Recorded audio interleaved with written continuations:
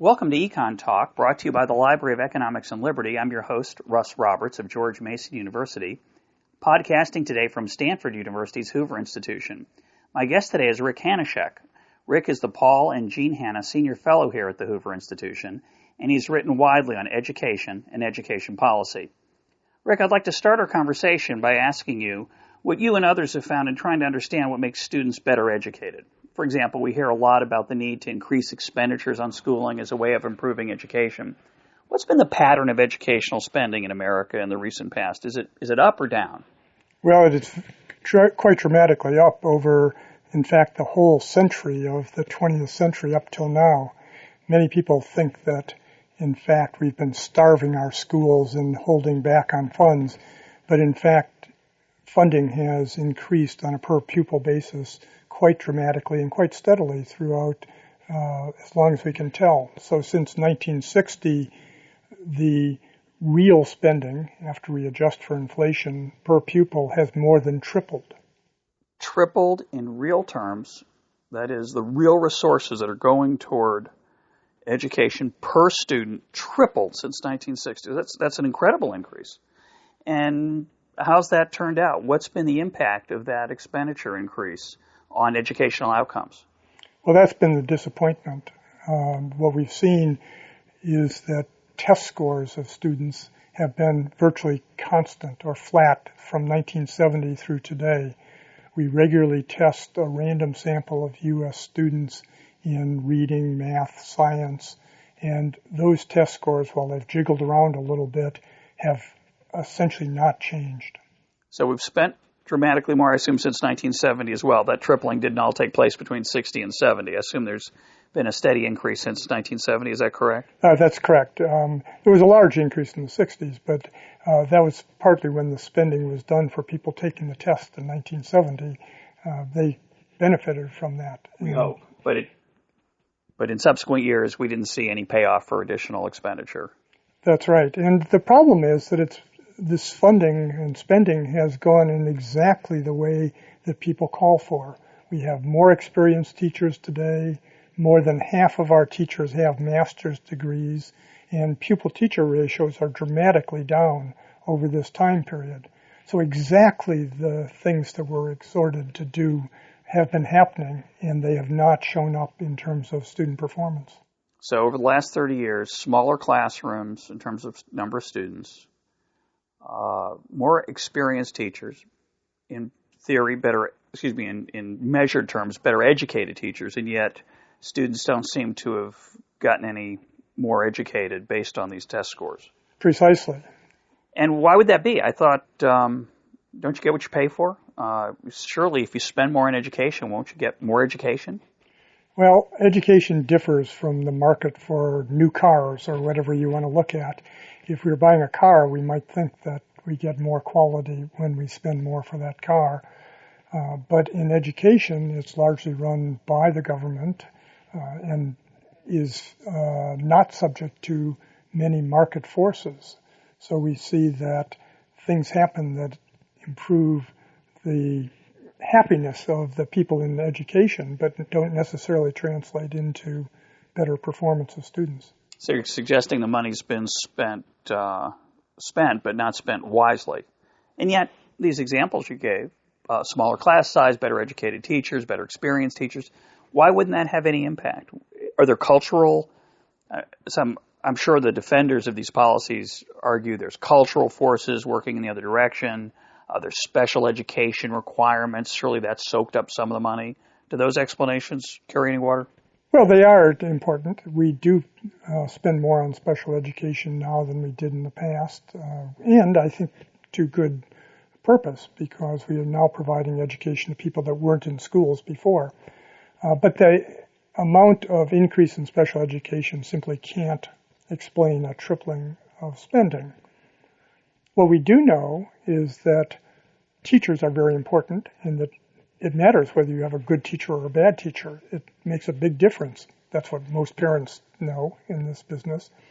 It just turns out that who's a good teacher is virtually uncorrelated with whether they have graduate education and a master's degree or whether they have more experience, save perhaps in the first year first-year teachers require a little training or a little break-in period. But after the first year, you don't see much that happens in terms of performance of individual teachers. Presumably it could go in the opposite direction as well. You get people who are burned out, tired, bored, lazy. Sure, there's random occurrences over time, but essentially there's no general increase in performance with experience past the first year or two. Now we know in economics that the correlation isn't causation. So when you assert that there's no relationship between, say, smaller class size or more experienced teachers or better educated teachers and educational outcomes measured by test scores, you're not just looking at crude correlations, isn't that right? You're looking at more sophisticated statistical analyses. That's right. There's class sizes, the example of probably the thing that's been most studied in education, and it's been looked at from a whole variety of viewpoints, including one random assignment experiment that always gets the attention of everybody.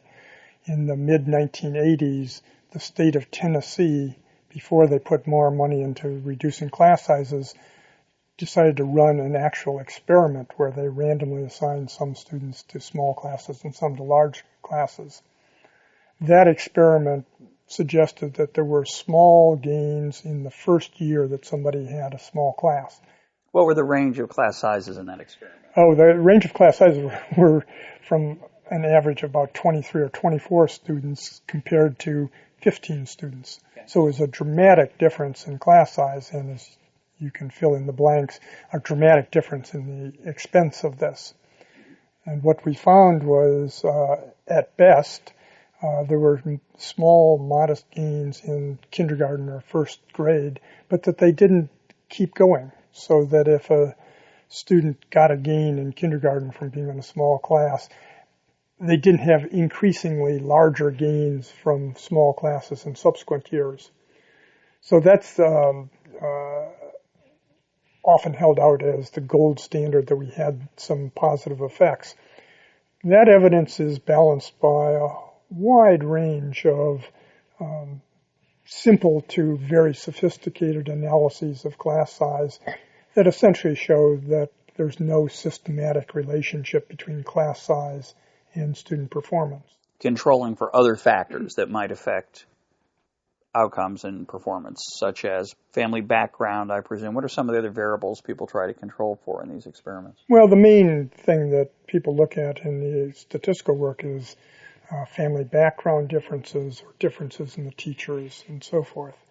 My own interpretation is that there might be some modest gains from smaller classes, but they are dwarfed by the variations in teacher quality so that they just don't show up. Well, let me come back to that. You mentioned that earlier. You know, as a parent, you referred to parents understanding this. I always know when my kids have good teachers, mediocre teachers, disappointing teachers, phenomenal teachers. It's information that students may or may not possess because a great teacher might be very demanding and might be unpopular. But as a parent, we can see the impact on our kids. We might not be able to quantify the difference between a bad and a good teacher easily, but we certainly know a good one from a bad one.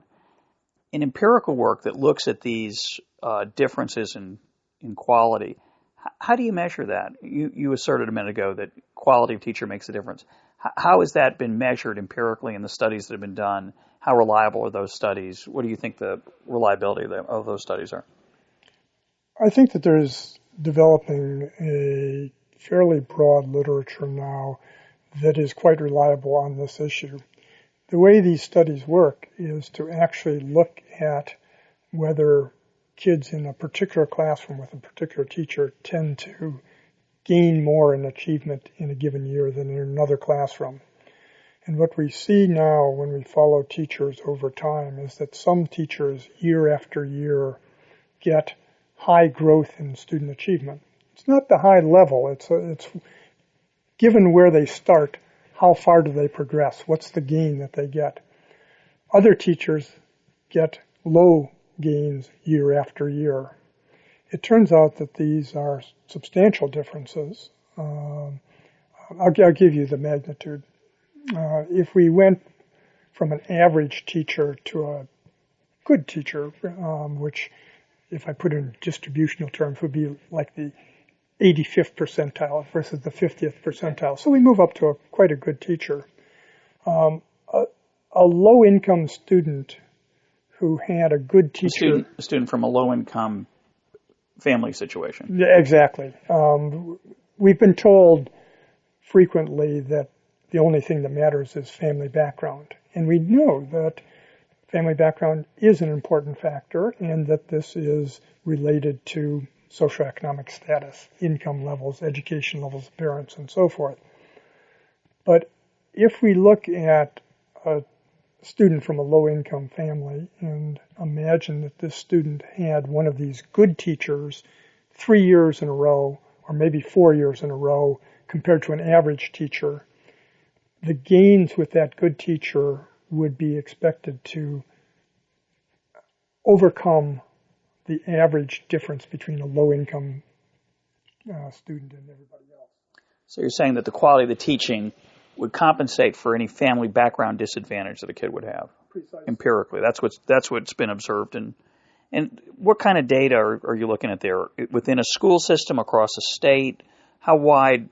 Are you looking at a case study of one school there? This obviously isn't statewide averages. This is very micro data, looking at very specific teachers within a school, I assume. This is following individual teachers within schools, within large districts. There have been several studies now that have done this, where we have literally thousands of teachers and can compare the performance of thousands of teachers with tens of thousands of students and sort out how much it seems to be due to the student and how much seems to be due to the teacher. And in that work, we find these very dramatic differences. It's just that they're uncorrelated with the education level of the teachers, the experience of the teachers, and so forth. So you're saying you can't look at a teacher, measure something tangible, such as years of teaching experience, whether they have a master's degree or not, and know whether they're a good teacher or not. But within the data, it screams out there are people who have the knack of this and people who don't. Precisely. And so we don't know why some people do better than others. That's been the missing answer. My own current view, for operational purposes, is to assume that it's something innate in individuals, that some people are born to be good at it, some people are born not to be so good at it, and that when we think about policy, we should just try to figure out how can we keep the good ones in the classroom and how can we get rid of the bad ones, as opposed to worrying about can we go back to the education schools and teach a new course that will in fact make them better. The magic bullet that'll, the handbook. It's like the handbook of parenting. If I could just get that manual when I leave the hospital, it gives me but we do know, it's maybe an interesting, I was making a joke, but maybe it's an interesting parallel. Some people are good parents, some people struggle. It doesn't, there is no handbook. You learn along the way, and some people just seem to be better at it than others. It's certainly a plausible argument. I think all of us, as students, knew teachers who were wonderful, and there wasn't anything identifiable about them compared to the teachers we didn't learn a lot from, just they were, quote, better teachers. So what's the answer then? You say we want to have more of those good kind and not so many of the other kind. How do we get more of the good kind? Well, and we're talking about the public school system right now, I assume, mainly. Absolutely. We're talking within public schools and across public schools. How we actually do this is an open question. My own response, being from an economics background, is that we have to set up incentive structures that encourage the good ones to stay and the bad ones to leave. We don't have much experience with actually running those systems. Now, what we do have is a little bit of evidence to suggest, first, that principals can tell you who are the really good teachers and who are the really bad teachers. There's a lot of confusion in the middle of the distribution, but not at the ends. My own view is that almost everybody who walks into a school can tell you who's at the extremes, and that there's very little difference of opinion on this. The principals can tell you that, the teachers can tell you that, the parents can tell you that, the janitors can tell you that, everybody will point to the same people. But our current system is designed to insulate the actual operations of schools from that information. We have tenure for teachers in some states, such as California, as early as the second year of teaching, somebody has tenure. So that protects people that aren't very good from any kinds of management operations. We have generally rigid contracts for teachers that don't reward good performance. They only reward experience and graduate education, the things that we have found with certainty don't matter in terms of teaching. As a fellow economist, of course, I'm sympathetic to the use of incentives. The critics of those approaches, such as merit pay, where teachers will be paid according to performance, have argued, contrary to what you said, it's hard to know who the good ones are. It would be subjective, but put too much power in the hands of the principals. How would you actually implement such a system? And are there any states or school districts or schools that are trying more creative methods to improve on that? Some districts are trying to move in that direction. As I said, we have very little experience with how to do this, and this seems like the exact place where we would want to experiment. We would want to run some different kinds of systems to find out which seem to work, which seem to identify good teachers, which seem to have the right characteristics and not bad outcomes of leading to fighting among teachers or what have you. And so that's my first answer. Now, there are some districts that have tried this or are trying it. The Denver School District has gotten a lot of publicity. They are trying differentiated pay. It turns out that very little of it is related to actual student performance. A lot of it is related to other measures of the background of teachers. The city of Houston has talked about introducing a system that has more information about student performance. There are a few examples that we've seen. In Tennessee, there's a few places where they've tried it and gotten pretty dramatic results from using statistical models to identify the good teachers. There are a couple small school experiments in Arkansas that were privately funded where a donor gave money to teachers based entirely upon the average test score gains of students in the classroom and got dramatic differences. And the teachers there liked the system. Contrary to the general view that teachers don't like it, the teachers liked this because they got rewarded. More money, yeah. One of the issues you raise, though, you raise a lot of issues with that answer, but one of the issues you raise is the role of the principal. So we start off by saying that the incentive structure facing teachers does not reward performance. It doesn't encourage the good ones to stay and the bad ones to leave. It would be better if the principals paid according to performance. They had that information, but they don't have the freedom right now to do that, but they also don't have the incentive to do that. They're not the residual claimant, the phrase we use in economics for the owner of a business who captures some of the gains when it's run well and who suffers when it's run badly. There's no competition in most public school districts. The students, or if they live in that neighborhood, have to go to that particular school. The principal is going to keep his or her job regardless of the performance of the school. So can we imagine a world where the principals would have, if they had the freedom, what would be necessary to give them the incentive to care about the quality of the outcomes more than they do now? Well, Russ, you raise an extraordinarily important point. It would be a disaster to run a merit pay system with big rewards for performance in which the principals themselves were not subject to also performance rewards, because that's just what teachers fear. They fear that much of the evaluations will be politically based and on personal relationships, things that don't matter to student performance. therefore, it's very important that the principals themselves have incentive systems that are based upon the overall performance of the schools in some manner. You want a performance pay for principals and then to give them the freedom to make the decisions. Now, private schools have that to a large degree. Obviously, it's imperfect, as in any real-world situation. But in a private school, there are customers. They have a much freer choice of exit compared to a public school student and parent. Surely we have a lot of experience with how private schools compensate teachers and deal with outcomes. Is there any evidence there that this system is appealing to private schools where there is more of a ownership situation in the sense that principals who fail to respond to parent desires and parent demands in a private school system will get fired? And although it's much harder, and I'm sure nearly impossible in some situations, to fire a public school teacher, what do we know from private school experience on this issue?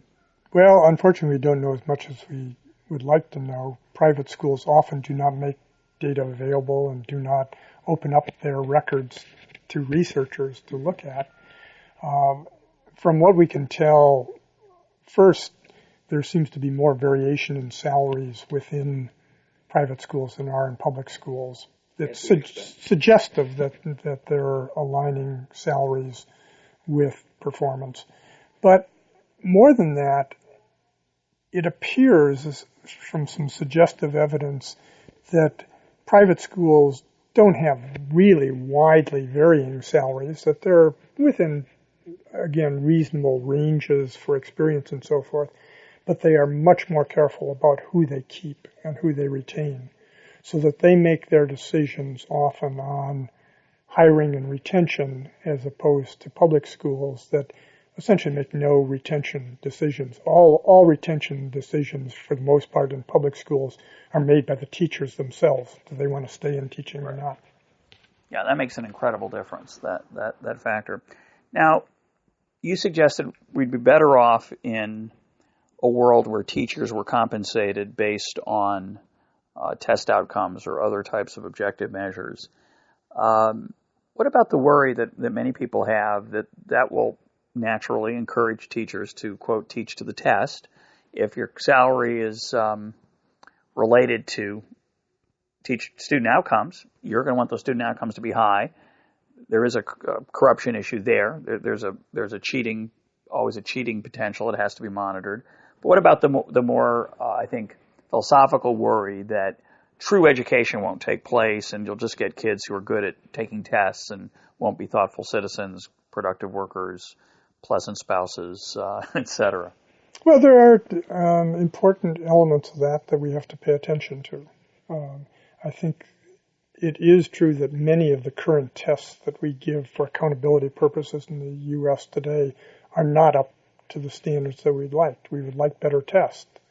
What's wrong with them? What do you think is missing there? I think many of them are very simplistic. They're low-level tests. They do not rely upon developing complicated analytical powers, but they're very simple things. On the other hand, we can create tests like that, and I think that we should pay more attention to evaluating a range of things first. If we had a good test, that covered the range of material that we were interested in, then there's nothing wrong with teaching to the test. Correct. That's exactly what we want the teachers to do. That's what you and I do when we're in a college classroom. We essentially teach to the test. Sure. So that's part of the answer. In fact, I would prefer a system where we made a large test bank of material available to everybody, publicly available. So if we had fourth grade reading tests, we would have 1,000 items and then create a test by randomly selecting from those 1,000 items, where the 1,000 items presumably covered the range of content that we were interested in reading or math or so forth. So that's an important issue. Secondly, there are incentives to cheat, and there are some examples of finding people cheating.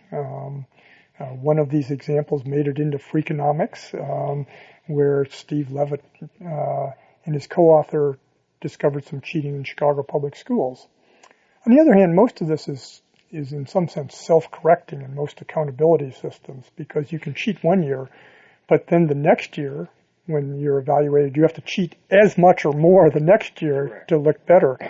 And so my own view is that with basic systems in place, that cheating is not such a big issue.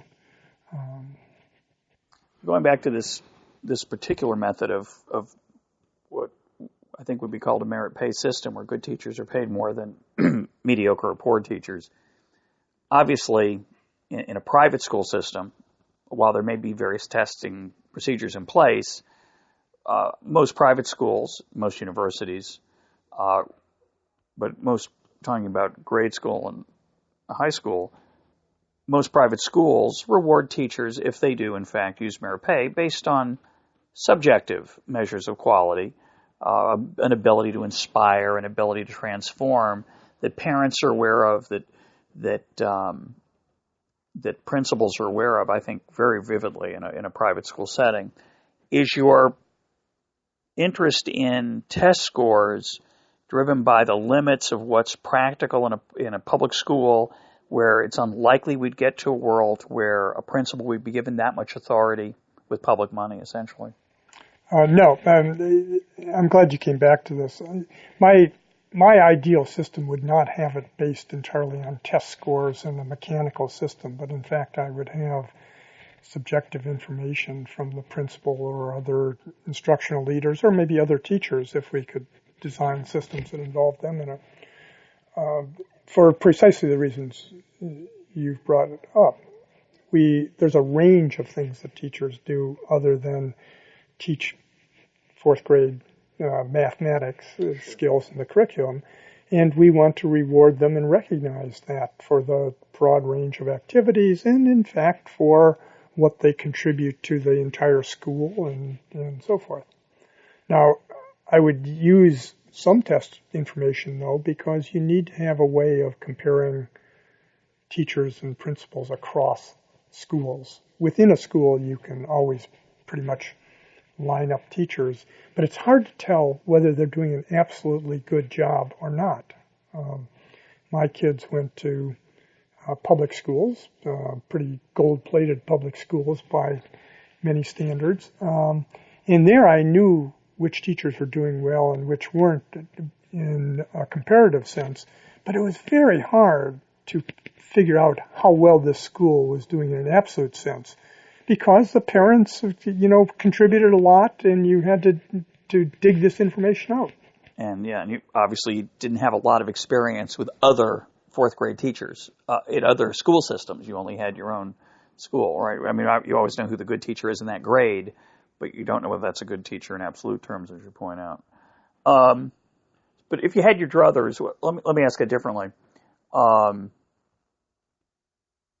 Isn't much of the problem here the insulation that the public school system has from competition of any kind, and the role that competition plays in other markets in providing information, and the institutions that spring up to process that information? The way we've structured public schools in the United States, rather bizarrely, we're used to it now because that's what we've always done, but the idea that you have to go to the school in your neighborhood if you want the free schooling or the no-pay schooling is a bizarre concept. And a lot of these solutions we're trying to come up with are ways of trying to work around, given that there's no inherent market forces from the consumer, the parent, the student, to exercise the oversight they would normally do in a regular consumer market. Oh, precisely. In a larger set of policy alternatives, I would still have serious accountability that measured student performance and provided that publicly, gave that information. But I would certainly encourage a lot more competition. Competition helps to sort out the good from the bad. It also helps in another matter in terms of our current public schools. Our public schools are heavily influenced today by teachers' unions in their influence on contracts and work rules and so forth. One of the things that competition does, at least if it's outside competition where clients can go elsewhere, is to limit the power that teachers' unions can have in determining what goes on. If there's no competition, then their power is not checked in some sense. But their power is checked if they don't have any students showing up at the door. Talk a little bit about that, the role of the unions and the contractual restrictions that are going on in schooling today. What are some of the measures of that? Why do you say that?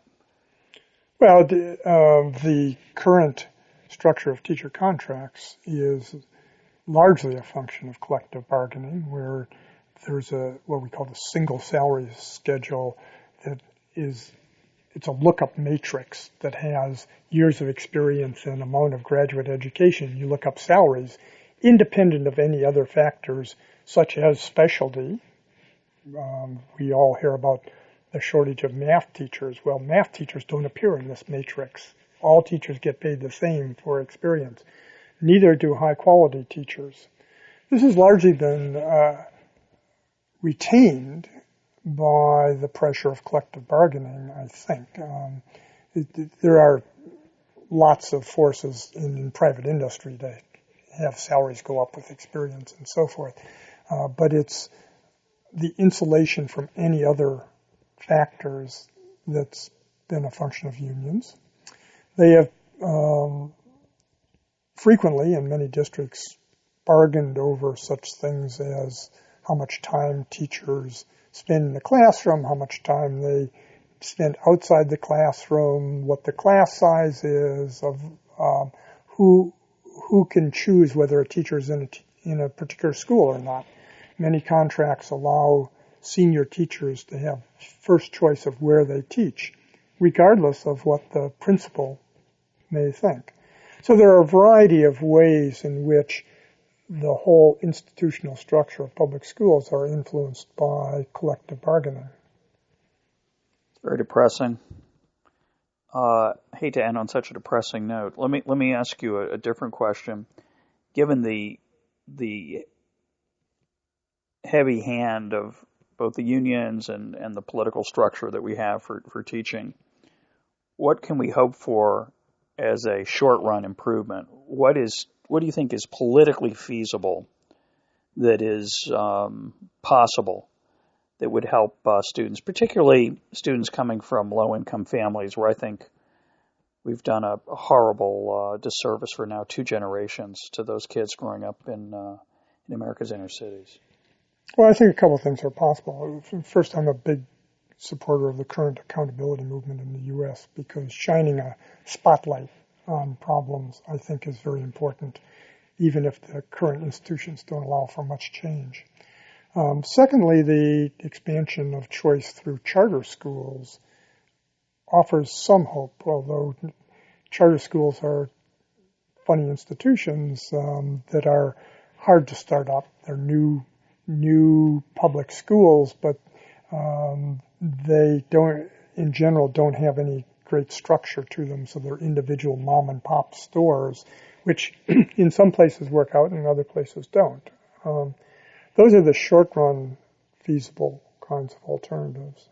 Is there political pressure on the unions from the growth of homeschooling and charter schools and other factors that are making it maybe a little harder for them to extract the control that they have?